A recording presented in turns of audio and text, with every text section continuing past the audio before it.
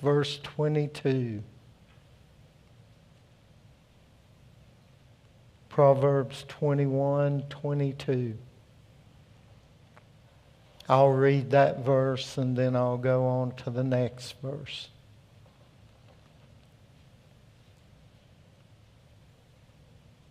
A wise man scaleth the city of the mighty, and casteth down the strength of the confidence thereof.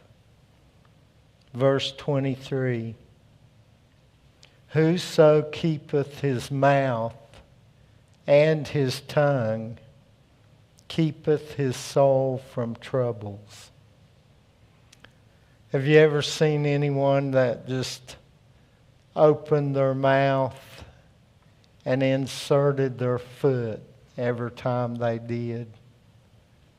Someone that just could not keep their mouth shut.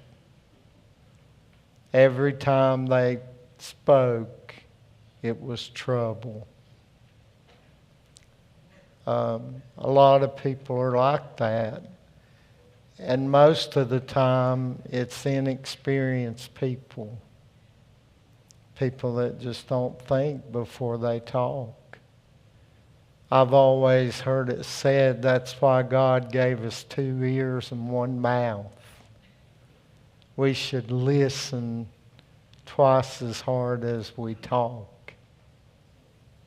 And I've had to learn that lesson very hard in life, that we need to listen more than we need to speak. And a lot of people just don't ever get that. A lot of people are authorities on every subject you can ever think of. They have an answer for everything. But it's usually the wrong answer. That's the problem. I know I've told this before. I used to have these neighbors, and they were from New Orleans. And it was an older man and woman. And their son, I don't think he had ever been married, and he was in his 40s. And I mean, he knew everything about everything. And he would tell me some of the biggest tales. He had worked for the CIA, the FBI, every 3-letter office that you could think of, even NBC. And you know, he could make up some of the awfulest stuff. And I mean, he'd come out and stop me from weed eating just to tell me a story. And I had these guys that worked with me, and I was paving my driveway with concrete. And those guys were good at that, and they offered for me to hire them to help me. So we were forming up the driveway, and the one guy had a tractor, and he was going to help me smooth it out and get it ready to pour. And we were going to pour it ourselves. So they came out, and I'm paying these guys by the hour. And here they come. And here comes that guy, and he's talking, and he's telling all this stuff, you know. Well, I finally just told him, I said, you know, we got to get to work. We're getting the concrete tomorrow, and we're going to have this ready. We got to get back to work. So when he walked away, one of those guys looked at the other and he said, you know, the truth's just not in him. The other one said, oh yeah, I believe it is. It's never come out. So, you know, Whoso keepeth his mouth and his tongue keepeth his soul from troubles. So we need to watch how we talk. Verse 24. Proud and haughty scorner is his name. Wouldn't you hate to have a name like that? Proud and haughty scorner, who dealeth in proud wrath. That just sounds nasty, don't it? I mean, that sounds pretty bad. But it's true. A proud and haughty scorner gets that name, who deals in proud wrath, who never wants anybody to make good, who always just wants the worst for people, who scorns everybody, who wants the worst for everybody. And that's the name they get. Who can have a friend? You know? I mean, who can ever be any good for anyone? The scorner, the proud and haughty scorner, who's always better than everybody else. And he doesn't want anything good for anyone.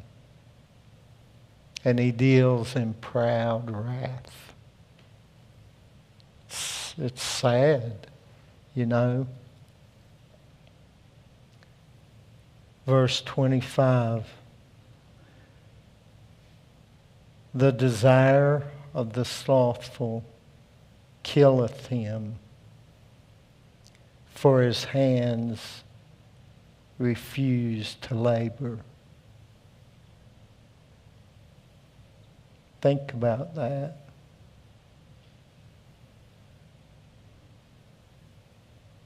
The desire of the slothful killeth him, for his hands refuse to labor. How many people have you ever seen that they would not turn their hand to work? Johnny and I were going down the interstate today, and we were talking about some people, they just won't work. I mean, they just don't want to work. I've always been the type of person that if I need to work anywhere, I'll do any kind of job. I mean, I'd rather work at some job than no job. I've seen people that say, I'm not going to work at this place or that place, or I'm not going to clean toilets. I've cleaned toilets. I don't care to clean the toilet. I'm not too good to do that. There's no job that I wouldn't do if I need to do it. I'm no better than anyone else. But some people would rather starve than to do any job, you know, and that's just not right. I mean, that's the desire of some people. And it's bad for people to be that way. I mean, there's no number that I have in my head like, I don't think I'm worth $50 an hour, or I don't think I'm worth $30 an hour. If I have to work for $10 an hour, and that's what I need to do, I'd rather work for $10 an hour and have food than to not work and have nothing, you know. So that's what he's talking about. For his hands refuse to labor. Some people just refuse it. Verse 26. He coveteth greedily all the day long, but the righteous giveth and spareth not. Some people want all they can get, everything that everyone has. Some people want all of it.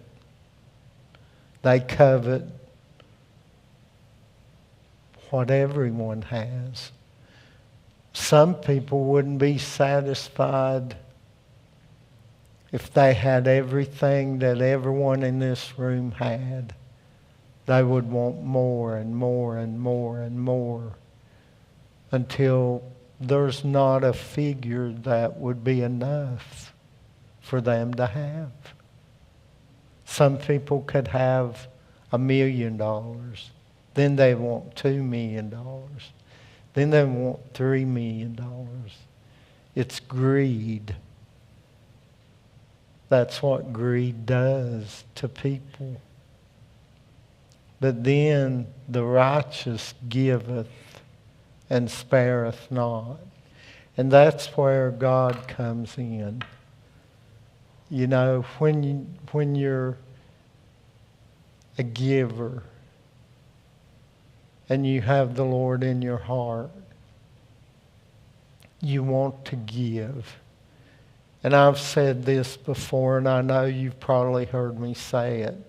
I never could understand when I was younger. I would read, it's better to give than receive. I mean, really, when you're young, you read that, and I would think, well, let me see now. If I had a brand new Toyota truck, and I just gave it to somebody, how would that make me feel?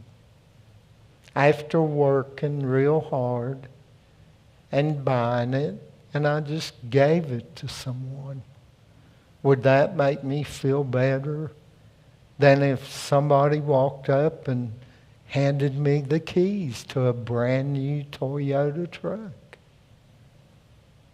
Being young, I think if someone handed me the keys of a brand new Toyota truck, that would make me feel pretty good. I mean, that's kind of logical, isn't it? That you would think that it's better to get than to give. That's how man thinks, isn't it? You know, if I can get this and someone gives it to me, that'd make me feel pretty good. And if I just keep getting it, give to me, if someone will give me something. But after you grow up a little bit and you start thinking, and you start thinking about, God's blessed me enough to be able to give something to someone. And He's blessed me enough to be able to do that. So I'm fortunate, and I can give instead of receiving. So that's what he's talking about. You know, and you grow in the Lord as a Christian, and you figure out, God's really blessed me. And I can't count my blessings. I don't even know where they're coming from. He blesses me so much, I don't even know that. I can't add them up. It don't add up. I don't know how I'm getting all this. It just comes to me.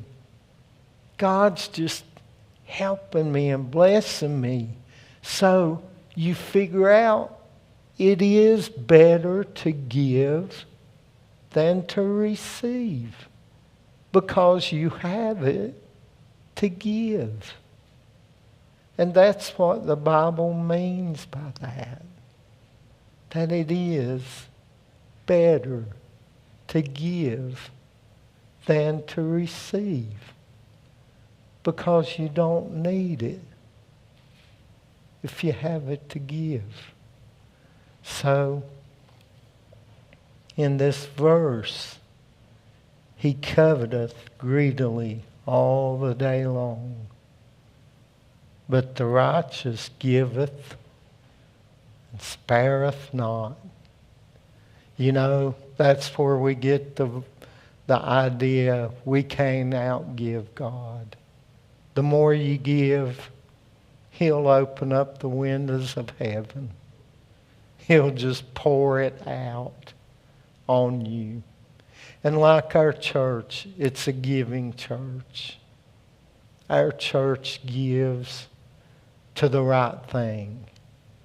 We don't give to the things that are not right, to the things that just to be throwing it away, but we give to the right things. And God blesses our church so much. So we're going to stop there tonight. And this man, Solomon,